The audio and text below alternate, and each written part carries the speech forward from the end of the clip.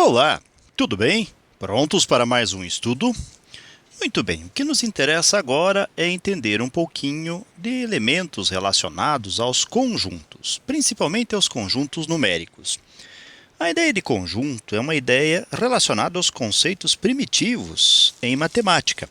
Então, nesse contexto, nós procuraremos não tentar defini-lo, mas podemos ter uma noção do que se trata essa ideia ou esse conceito.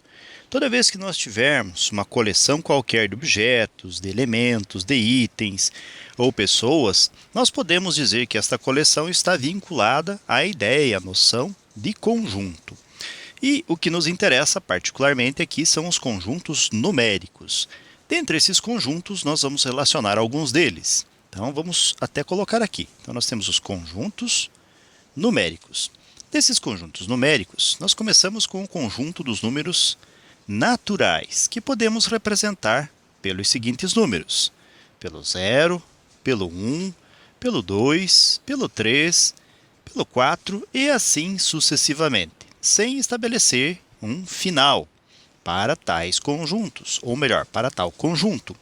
Na sequência, vamos pensar também nos conjuntos relacionados a números que contêm os naturais, ou em que os números naturais pertencem a esse conjunto. Então, vamos colocar já. Nós temos o 0, o 1, o 2, o 3 e vamos com estes números até o infinito. E antes deles, vamos imaginar os opostos, ou seja, para cada número que nós escrevemos agora, nós teremos um número com o valor negativo. Nós escrevemos o 1, nós temos o menos 1. Escrevemos o 2, nós temos o menos 2. Escrevemos o 3, nós temos o menos 3, e assim sucessivamente. Este conjunto nós vamos chamar de conjunto dos números inteiros. Então, já cabe para nós destacarmos aqui explicitamente esses conjuntos. Então, representamos por n o conjunto dos números naturais, inclusive exemplificando-os.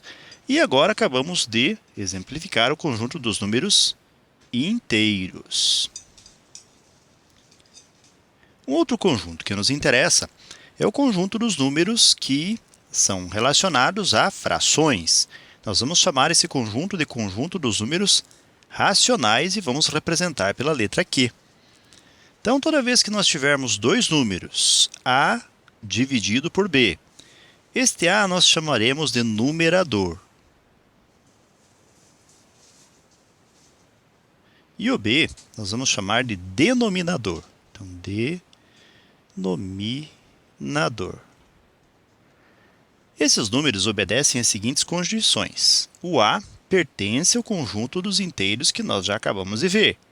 E o B também pertence ao conjunto dos inteiros, mas com mais uma condição. Nós vamos colocar aqui um asterisco, indicando o seguinte: este A é um número inteiro qualquer, positivo ou negativo, o B é um número inteiro qualquer, exceto o número 0. Então, este asterisco aqui está dizendo que o número B da fração não pode ser 0. E então, vamos escrever aqui, como fizemos nos outros dois conjuntos, que o número Q, que representamos agora, faz parte do conjunto dos números racionais. Vamos colocar alguns exemplos aqui.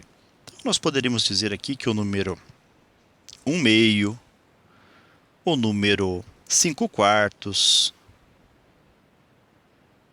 o número 0,12, todos esses são frações ou provenientes de frações. O número 1,222, que é uma dízima periódica também. O número 2 dividido por 1, ou simplesmente o 2, ou seja, os números inteiros também compõem, pertencem a esse conjunto que nós destacamos agora. Agora, vamos imaginar números que não fazem parte do conjunto dos racionais. Vamos representar aqui com uma letra I, simplesmente para que facilite a nossa representação. E nós vamos dizer que esses números são números x diferentes de A dividido por B. Tais que, ou tal que, este A pertence aos inteiros e o B também pertence aos inteiros, excluindo-se o 0.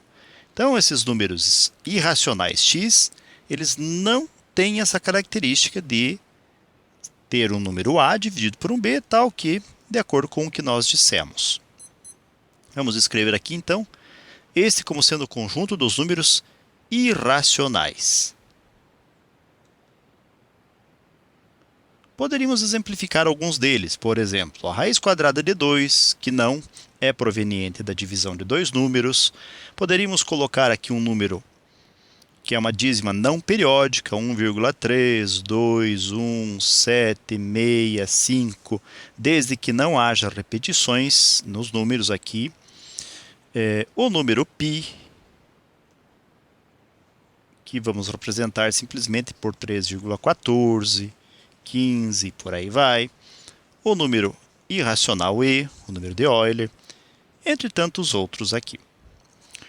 Bem, agora, quando nós unimos os dois últimos conjuntos, nós vamos representar essa união pela letra U, ou seja, quando nós colocamos o conjunto dos números racionais unido, então aqui quer dizer união, unindo os dois conjuntos, os racionais com os irracionais, nós temos um novo conjunto numérico. É o conjunto dos números reais, que vamos representar pela letra R. Então, é o conjunto dos números reais. Então, recapitulando aqui, nós temos o conjunto dos naturais, 0, 1, 2, 3 e segue assim até o infinito. Nós temos o conjunto dos números inteiros, que é composto por todos os naturais e mais os seus opostos, ou seja, nós temos o 0, 1, menos 1, o 2, menos 2 e assim sucessivamente. Nós temos os números racionais, que são provenientes de frações. Nós temos os irracionais, que não são passíveis de serem escritos como frações. E a união dos dois conjuntos que geram o conjunto dos números reais. Ok, galera? Nós poderíamos fazer uma representação aqui também, bem simples, desses conjuntos através de diagramas.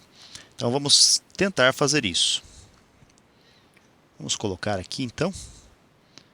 Vamos colocar o conjunto dos naturais dentro de um diagrama. Aí, esses naturais dentro dos inteiros. Nós temos os inteiros dentro dos racionais.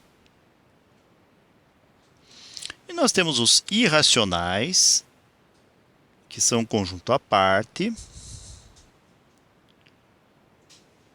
E quando nós unimos os racionais com os irracionais, nós temos o que vamos chamar de conjunto dos números reais.